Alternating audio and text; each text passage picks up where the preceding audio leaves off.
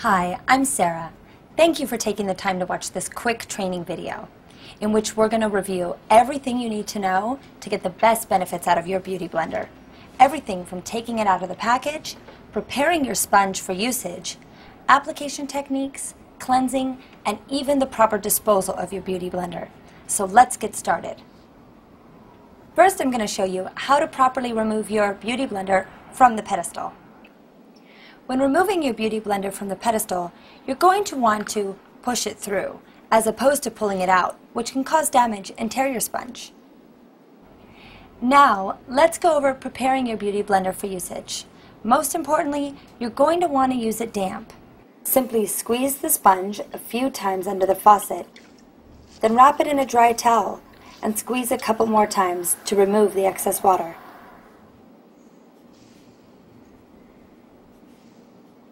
Reason being, sponges naturally absorb liquid. So, if your beauty blender is already damp, it's not going to absorb your makeup like other sponges do, but actually allow you better control and application of your product, which in the long run saves you product and money. Just another reason to buy a beauty blender.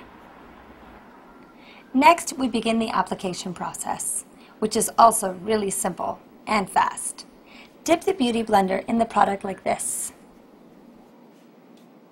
Then you stipple or bounce the beauty blender on the area you're working with. Not only does this method give you better control over the application, but because the sponge deposits the makeup at the same time that it blends it, you end up with a seamless application.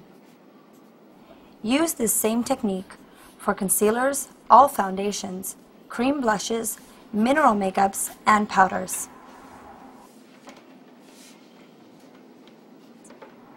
And there it is. No lines, no smears, a flawless application. Now let's clean up. Open your blender cleanser, pump the reservoir a couple of times to bring the cleanser into the well. Then dip the soiled areas into the cleanser, meanwhile squeezing it to ensure you get product all the way in the sponge.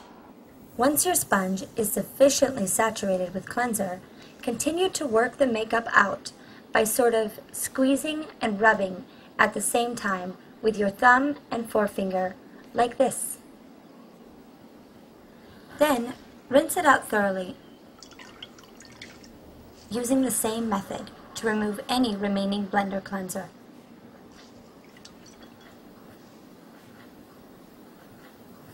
After cleaning your beauty blender, if you notice there's any makeup left over, just repeat the process. There will come a time when your beauty blender just won't bounce back to its original shape and will start to fade. This is when it's time for a new beauty blender. So, what do you do with your old one? Here at Silence Beauty, we are constantly working to stay environmentally friendly and have created the Blender Sender program so that you can dispose of your beauty blender in an eco-safe way. For more information about this program, visit our website at www.beautyblender.net. This concludes our Beauty Blender training video. Thanks for watching.